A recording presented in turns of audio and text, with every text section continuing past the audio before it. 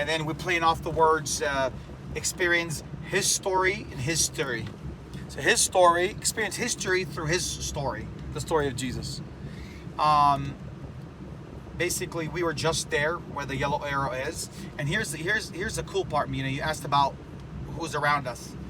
Here's what's around us. Rachel's Tomb, Palestinian Heritage Center, Palestinian Museum Center, Viendo Center, Bethlehem University, Car Cafe Center. And guess what? Not one single thing for what? For the gospel. We will be that center right there. So we will have a center for Christ, the Nativity Encounter. And then quickly telling the Nativity story from the beginning. Basically, we tell people the story of our Christianity didn't start out of the blue. It started with God's plan for creation, his creation for earth and universe, for mankind, animals and everything, and creating mankind. And all this, it happened it's all going to kind of come in at this 5-mile, I call it the most critical, most crucial 5-mile radius in the world, which is Bethlehem and Jerusalem. There's 2 cities of David in the Bible. I talked about that last night. A lot of people forget. Especially the Asian community. And I love the Asian community. I've been to Hong Kong. I've spoken in Singapore. I've spoken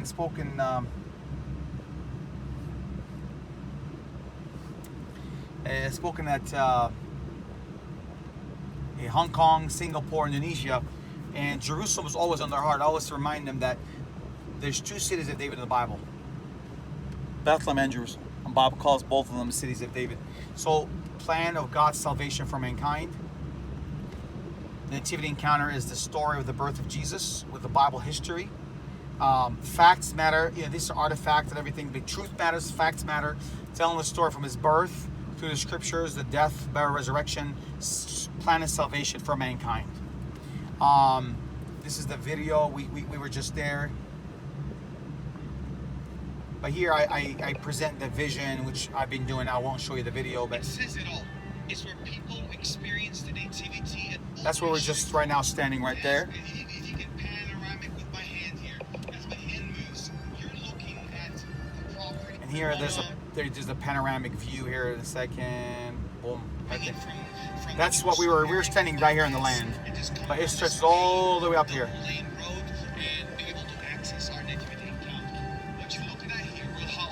Can you give me this part?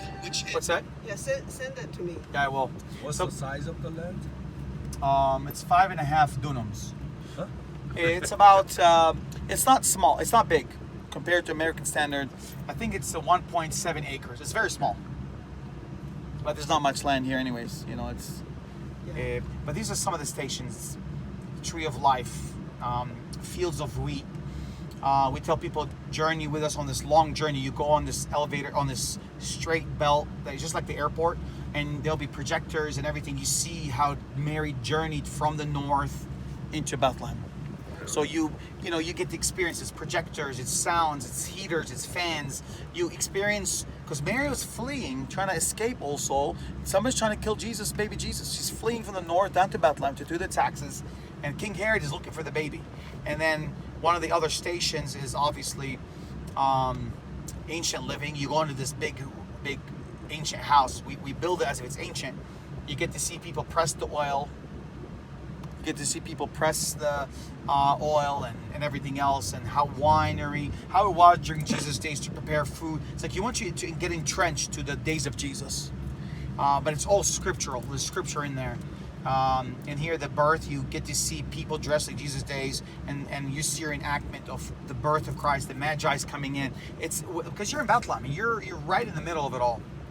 And then I love this one. Station number 7 is probably my favorite, the Herod's palace. And in this palace, we tell people the story of the enemy destroying Jesus didn't start with Herod killing every baby. The destruction of Jesus started from day 1, where Christ says, he will bruise your heels.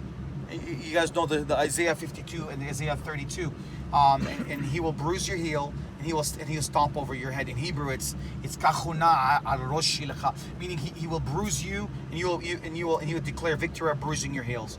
And then stations of bringing in ancient scriptures, and we tell people the writings on the walls of history, Bible. So you get to people walk through this street, experiencing what it was to shop during Jesus' days and everything. And this is the theater right here. And right now we were parked right here. And this is what we're trying to do. We're trying to take the mountain down to ground zero and then go 8.5 meters underneath, 24 feet underneath. And that's the vision goal right there, leadership phase. So we broke down the vision to 3 phases. So what we want is a prayer for continued favor, and we want this vision to be shared on the right hearts and the right visionaries.